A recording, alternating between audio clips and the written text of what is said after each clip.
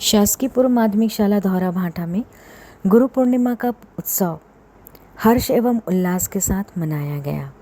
इस कार्यक्रम की शुरुआत मां शारदे की वंदना के साथ बच्चों ने किया।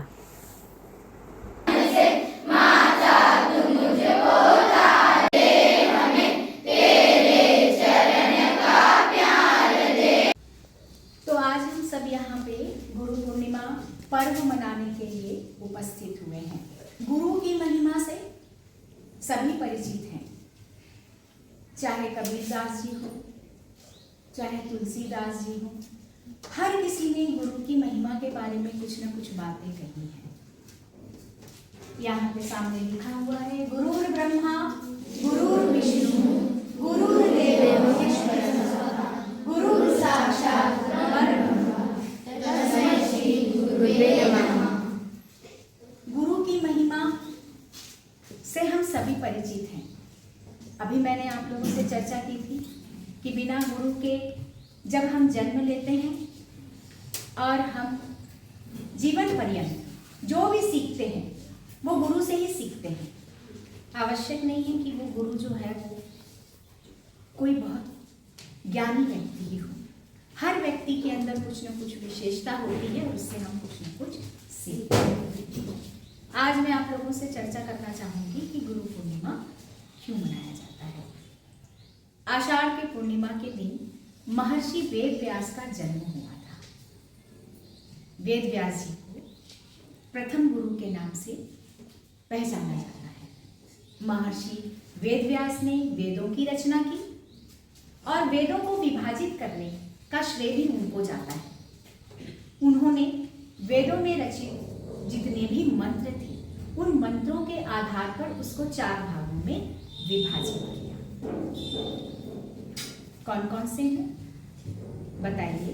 ऋग्वेद, यजुर्वेद, सामवेद और अथर्ववेद। 18 प्रकार के पुराणों को भी रचित करने का श्रेय जो है वो महर्षि वेद व्यास जी को जाता है। मैंने आपसे पहले ही चर्चा की कि महर्षि वेद व्यास एक बहुत ज्ञानी व्यक्ति रहे हैं। उनके इस ज्ञान के कारण ही, चूंकि उनका जन्म आषाढ़ की पूर्णिमा के दिन हुआ था, इसीलिए उनके जन्म दिवस को हम गुरु पूर्णिमा के नाम से मनाते हैं। इनको कृष्ण द्वैपायन के नाम से भी जाना जाता है। अब बात आती है कि ये दिन इतना महत्वपूर्ण क्यों है। आज के दिन ही कृष्ण भगवान ने भी अपने गुरु से शिक्षा प्राप्त की थी। और गौतम बुद्ध को आप सभी जानते हैं। गौतम बुद्ध के बेटा 5 शिष्य थे। उन 5 को शिक्षा भी उन्होंने इसी दिन ही दिया था। इसी प्रकार इस दिन को महत्वपूर्ण जानकर आज के दिन बच्चों के लिए क्या करते हैं, एक विद्या आरंभ संस्कार का भी करने की परंपरा हमारे सनातन धर्म में है। ऐसा माना जाता है कि इस दिन से यदि बच्चों का ज्ञान हम प्रारंभ करें तो वो बहुत ही क्या होगा, बुद्धिमान बनेगा। सबको पता है कि जब हम जन्म लेते हैं हमें कुछ भी ज्ञान नहीं रहता है, तो हमारी प्रथम गुरु कौन रहती है? माता है। जैसे जैसे हम आगे बढ़ते जाते हैं हमको बहुत सारे व्यक्ति मिलते हैं जो हमें शिक्षा देते हैं। शिक्षा का अर्थ क्या है? चरित्र का निर्माण। चरित्र क्या है? वो सभी अच्छी बातें जिसको ग्रहण करके हम प्रतिष्ठित होते हैं। हमारा चरित्र बहुत अच्छा बनता है। गुरु शब्द का अर्थ है अंधकार को दूर भगाने वाला, अंधकार को जीवन से दूर करने वाला। गुरु का अर्थ ही यही है। हम स्कूल में आते हैं और सरस्वती माता जी की पूजन और वंदना से हम दिन की शुरुआत करते हैं, गुरु के चरण स्पर्श करते हैं। तो आज सभी बच्चे ये संकल्प लें कि जो भी व्यक्ति हमें सिखाए या गुरु का स्थान प्राप्त करे उनको हम सदैव आदर और सम्मान देंगे। अपने माता पिता जो आपके प्रथम गुरु हैं उन्हें हम सम्मान देंगे। शिव जी अघोरी कहा जाता है। शिव जी को अघोरी कहा जाता है। अघोर का अर्थ होता है घोर न होना, अर्थात किसी भी प्रकार से माया मोह सबसे दूर होकर व्यवहार करना। ऐसे ही गुरु भी अपने सभी शिष्यों के साथ समान भाव के साथ एक साथ बैठाकर उनको शिक्षा देता है।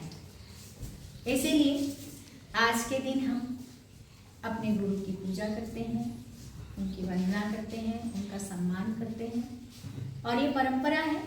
आगे आप लोग बड़े होंगे, आज हम इस स्थान पर हैं, कल आप हमारे स्थान पर आओगे और आपके स्थान पर वो छोटी छोटी नई पीढ़ियां होंगी जो आपके गुणों को पूजेंगी, उनका सम्मान देगी। इसीलिए मैं ईश्वर से प्रार्थना करती हूँ कि आप सभी बच्चों को सद्बुद्धि प्रदान करें और आपके अंदर इतने अच्छे विशेष गुणों को सजाए, संवारे, अलंकृत हो आप ऐसे गुणों से कि आने वाली पीढ़ी आप सभी लोगों को आदर करे और सम्मान करे आपके गुणों के लिए। तो यहाँ पर कुछ बच्चे आएंगे और सर बैठिए यहाँ से आ जाइएगा, उसको चेयर लेकर आओ और टीका लगा के एक छोटा सा निकालो, उसको बंद कर देना।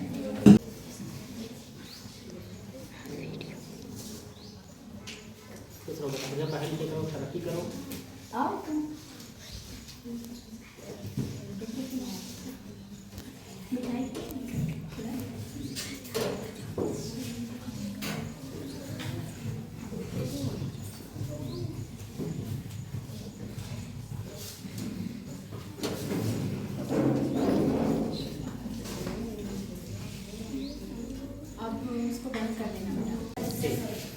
हम सभी अब शांति पाठ करेंगे।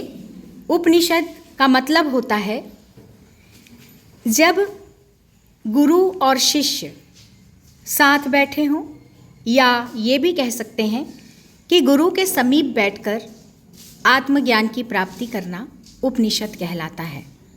उपनिषद का यह शांति पाठ जो मन को भी शांत करता है और गुरु और शिष्य को बल और पराक्रम और हर वो अच्छी चीज़ें प्रदान करता है। चलिए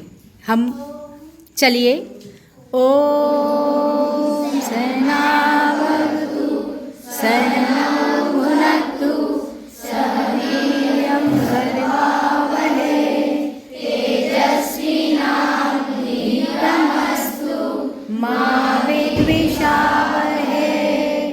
ओम शांति शांति शांतिः। ओम सहनावतु सहनौ भुनक्तु सह वीर्यं करवावहै तेजस्विनावधीतमस्तु मा विद्विषावहै। ओम शांति शांति शांतिः। ओम सहनावतु सहनौ भुनक्तु सह वीर्यं करवावहै तेजस्विनावधीतमस्तु मा विद्विषावहै। ओम शांति शांति शांतिः।